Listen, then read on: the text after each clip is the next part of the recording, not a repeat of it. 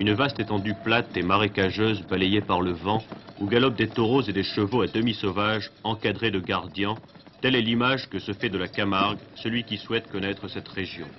Mais ce n'est pas un espace naturel. C'est un territoire gagné par l'homme contre les eaux du Rhône et contre la mer.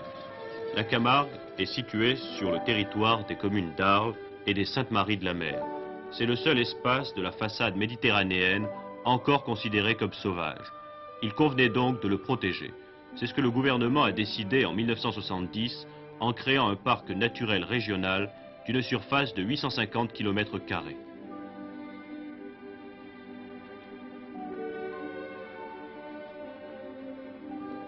Mais s'il n'y avait pas d'homme, il n'y aurait pas besoin de protéger la nature. Elle serait la nature. Par conséquent, c'est un problème pour nous qui est biologique. Toute quantité humaine supplémentaire quelque part agresse la nature, qu'on le veuille ou non. On peut amener les gens à respecter davantage leur patrimoine naturel et par conséquent à pouvoir être peut-être un peu plus nombreux, à condition de faire très attention. Mais il n'empêche que le nombre tue la nature sûrement. Quelques hommes, des fermiers, des paysans, ont créé la Camargue. Ils y ont construit au siècle dernier des digues et des canaux d'irrigation qui leur ont permis de maîtriser l'eau. La culture, l'élevage sont devenus possibles dans une région autrefois stérile. Mais l'équilibre est particulièrement délicat. La Camargue compte normalement 8500 habitants. Mais cette année, pendant les 2 mois d'été, il y a eu plus de 800 000 visiteurs. Alors les Camarguais ont peur, ils se barricadent à l'intérieur de leurs propriétés privées, les touristes ne sont pas contents, ils ont l'impression qu'on leur interdit la beauté d'espaces naturels qui appartiennent à tout le monde. Vous voyez tout autour de vous des paysages sauvages, incultes, où on élève des taureaux et des chevaux. Cependant, vous, étrangers, vous êtes ici. Vous êtes ici, mais vous n'êtes que 4, vous avez pu assister à un triage de taureaux, vous êtes au milieu d'un troupeau qui, vous le voyez, est très calme, mais vous comprendrez très facilement que s'il y avait 10 000 personnes, il ne pourrait pas en être ainsi. En 15 ans, le nombre des touristes visitant la Camargue est passé de 0 à 800 000. Cet été, la plage des Saintes-Maries de la Mer a été envahie par 40 000 campeurs. Un camping sauvage, aucune installation sanitaire, des poubelles ont été amenées à la hâte par la commune des Saintes-Maries. L'année prochaine, les campeurs seront sans doute encore plus nombreux, installés les uns contre les autres dans des conditions d'hygiène déplorables. C'est le seul endroit sur la côte méditerranéenne où le camping est réellement sauvage et où les réglementations qui protègent la plage ne sont pas respectées d'un commun accord finalement.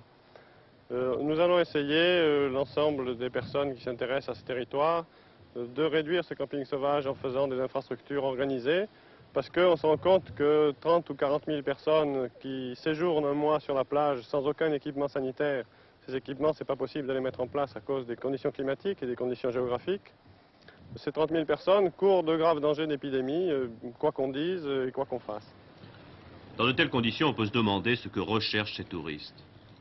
Ils recherchent une évasion momentanée, ils recherchent, si vous voulez, leur rêve et la poésie. Et j'ai vu un jour 2 vieilles dames suisses, une avait 72 ans, l'autre avait 75 ans.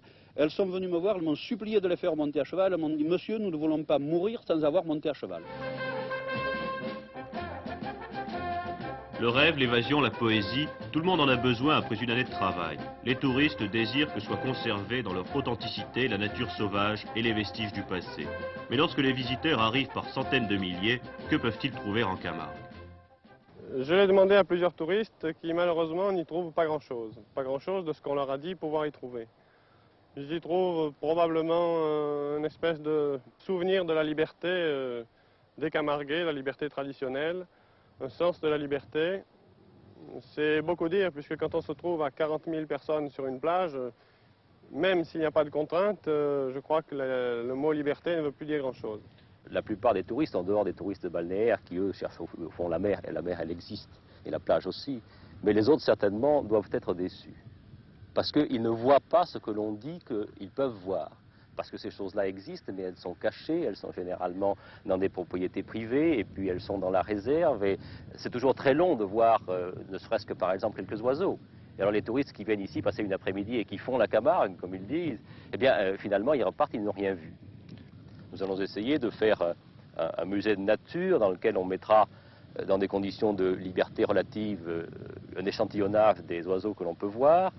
On va essayer également d'installer une espèce de vitrine de la Camargue tauromachique en installant dans un domaine une manade de chevaux et de taureaux qui sera visitable par les touristes qui voudront le voir.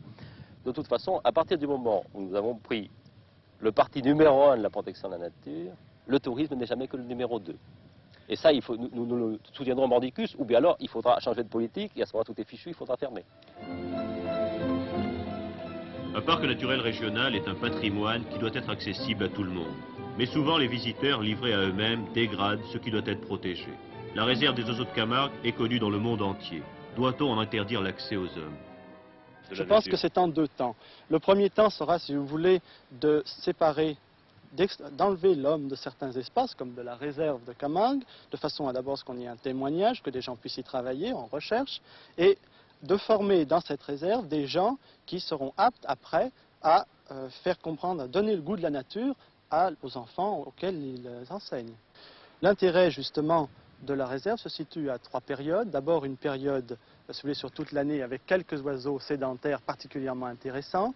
Ensuite, deux périodes de passage au printemps et en automne d'oiseaux très nordiques qui s'arrêtent ici pour reprendre des forces avant de descendre vers le sud ou de remonter vers le nord au printemps. Et enfin, toute une catégorie très intéressante, ce sont les loups, les hivernants et surtout les canards qui viennent hiverner ici et venant des pays nordiques. Alors il y a une chose qui peut quand même nous surprendre, c'est que tout autour de la réserve, il y a des terrains de chasse, il y a des propriétaires qui chassent. Oui. Comment se fait-il que cela soit autorisé? Eh bien, dans la Camargue, vous savez que c'est un des revenus de la Camargue, c'est la chasse. Nous sommes une réserve, nous protégeons, si vous voulez, intégralement la faune et la flore, et évidemment, c'est en contradiction qu'on chasse tout autour de la réserve et qu'on fusille certains de nos oiseaux. Mais vous savez que nous ne pouvons pas, sur la réserve, faire vivre des oiseaux jour et nuit. C'est-à-dire qu'à certains moments, les oiseaux ont besoin de sortir pour manger, ne serait-ce que pour manger la nuit, comme les canards. Et c'est à ce moment-là que les grandes chasses autour profitent de cet apport de gibier. Mais est-ce que les oiseaux viennent se réfugier ici en période de chasse? Oui, c'est très frappant, oui. Quelques heures après l'ouverture, on sent très bien qu'il y a une arrivée considérable de rescapés. Oui. La Camargue est un territoire exceptionnel, enserré entre deux métropoles. À l'ouest, Montpellier, les aménagements du Languedoc-Roussillon, à l'est, le complexe de Fos-sur-Mer. Ces développements entraînent une augmentation considérable de la population tout autour de la Camargue, qui risque d'être envahie par les visiteurs tout au long de l'année. Sans compter bien sûr les risques de pollution atmosphérique dus à Fos-sur-Mer. Ça constitue une menace, évidemment, et nous en sommes conscients. Mais c'est une menace qui est véritablement impalpable à l'heure actuelle. Je ne pourrais pas vous montrer sur la réserve des cas flagrants type marée noire, oiseaux morts, etc. Il existe maintenant si vous voulez, un certain nombre de points où on fait des mesures sur la pollution atmosphérique, et nous avons le point zéro. Nous attendons un peu inquiets la suite des événements. Les tentatives de liaison routière entre Fos-sur-Mer et Montpellier constituent des dangers plus grands que la pollution. Il y avait un projet pour remplacer le bac de Barcarin qui relie Salins-de-Giraud à Port-Saint-Louis-du-Rhône par un pont. La Camargue aurait été ouverte aux milliers d'automobiles des touristes. Les promoteurs n'auraient pas tardé à suivre. Mais M. Olivier Guichard, ministre de l'Aménagement du Territoire, a été formel. Le pont ne se fera pas. Les promoteurs seront écartés de la zone protégée de Camargue. Le problème au départ est relativement simple, en ce sens qu'il n'y a que deux communes qui couvrent la Camargue, la commune d'Arles et la commune de Sainte-Marie-de-la-Mer. Ce qui fait que du point de vue plan d'urbanisme, il n'y a que deux à faire. Le parc régional a participé à l'élaboration de ces plans d'urbanisme, en particulier en matière de contraintes de construction. On a décidé qu'en dehors des zones qui seraient prévues pour certaines constructions secondaires, les zones de hameaux et les zones déjà urbanisées de Sainte-Marie et de Salins-de-Giraud, on a décidé donc que dans le reste des zones, il fallait que pour pouvoir construire une résidence secondaire, on possède autour au moins 100 hectares. Étant entendu que par ailleurs, bien sûr, les exploitations agricoles pourraient construire les bâtiments nécessaires à cette exploitation, bergeries, caves, silos, hangars, etc., qui devront tout de même respecter un certain style et en particulier ne pas avoir plus de 6 mètres de haut de façon à s'inscrire convenablement dans le paysage. L'originalité de la Camargue doit être protégée. Le parc naturel régional doit apprendre aux hommes à aimer et à respecter une nature qui est encore sauvage.